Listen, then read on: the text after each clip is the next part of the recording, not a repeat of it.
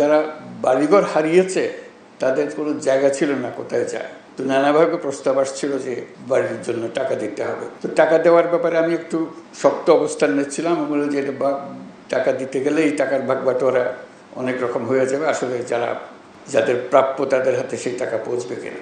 সবার পক্ষ থেকে সেনাবাহিনীকে অশেষ ধন্যবাদ জানাচ্ছি। এই বিপদের দিনে তারা আমাদেরকে আশ্বস্ত করতে পেরেছে এবং আজকে পেছনে ফিরে তাকানোর সময় আমরা বুঝতে পেরেছি যে এটা চমৎকার কাজ হয়েছে। ভবিষ্যতে এরকম দুর্যোগের সময় তাদেরকে আমরা কাছে পাবো।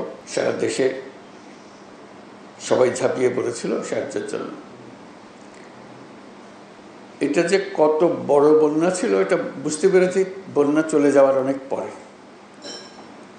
যে লোকমুখে যখন শুনতে আরম্ভ করলাম ব্যক্তিগতভাবে কীভাবে ক্ষতিগ্রস্ত হয়েছে, আপনারা যারা উপস্থিত আছেন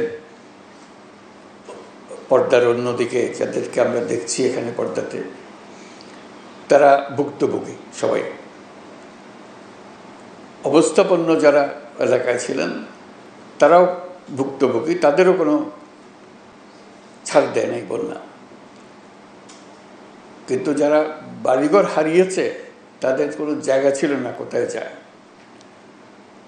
তো নানাভাবে প্রস্তাব আসছিল যে বাড়ির জন্য টাকা দিতে হবে। তো টাকা দেওয়ার ব্যাপারে আমি একটু শক্ত অবস্থান নিচ্ছিলাম। আমি বললাম যে এটা টাকা দিতে গেলে এই টাকার ভাগ বাটোয়ারা অনেক রকম হয়ে যাবে, আসলে যাদের প্রাপ্য তাদের হাতে সেই টাকা পৌঁছবে কিনা। তখন একটা প্রস্তাব আসছিল যে আশ্রয়ণ প্রকল্পের মাধ্যমে করা। আশ্রয়ণ প্রকল্প সম্বন্ধে আমার পরিষ্কার ধারণা ছিল না, নামটা জানা ছিল। তো ভাবলাম যে দেখি এটা কি করা যায়। পরে জানলাম যে এটা সেনাবাহিনী করবে, তাহলে একটু স্বস্তি পেলাম যে না, এটা অন্তত টাকাটা সঠিকভাবে ব্যবহার হবে। আজকে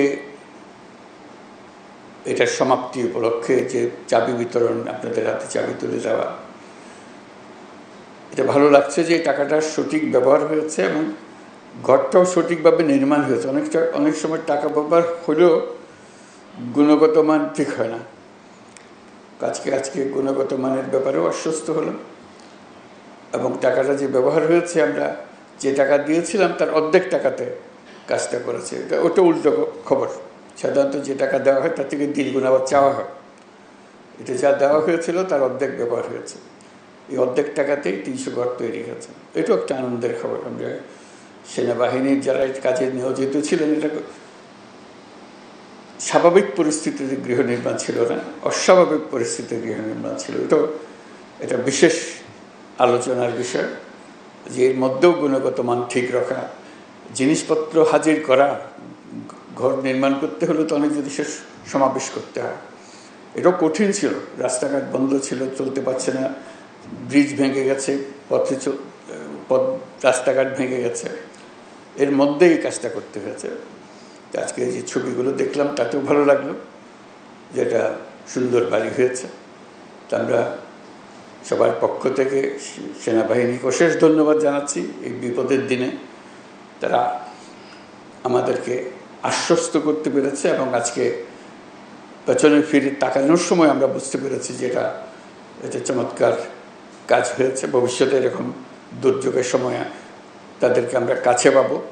আমাদের ভরসার স্থল হবে যে আমরা জানবো যে সেনাবাহিনী এই কঠিন কাজ, এই কঠিন পরিস্থিতিতে সঠিকভাবে আমাদেরকে করে দিতে পারবে। এবং যারা এই কাজে সরাসরিভাবে নিযুক্ত ছিলেন, স্থানে কাজ করেছেন, তারা হয়তো আজকে উপস্থিত নাই, তাদেরকে আমরা সবার পক্ষ থেকে ধন্যবাদ জানাচ্ছি। যে যেখানে আছেন আমরা অশেষ কৃতজ্ঞ। এই দুর্যোগের দিনে আপনারা সামনে এগিয়ে এসেছিলেন এবং সুন্দরভাবে এই বাড়ি নির্মাণ করে দিয়েছেন।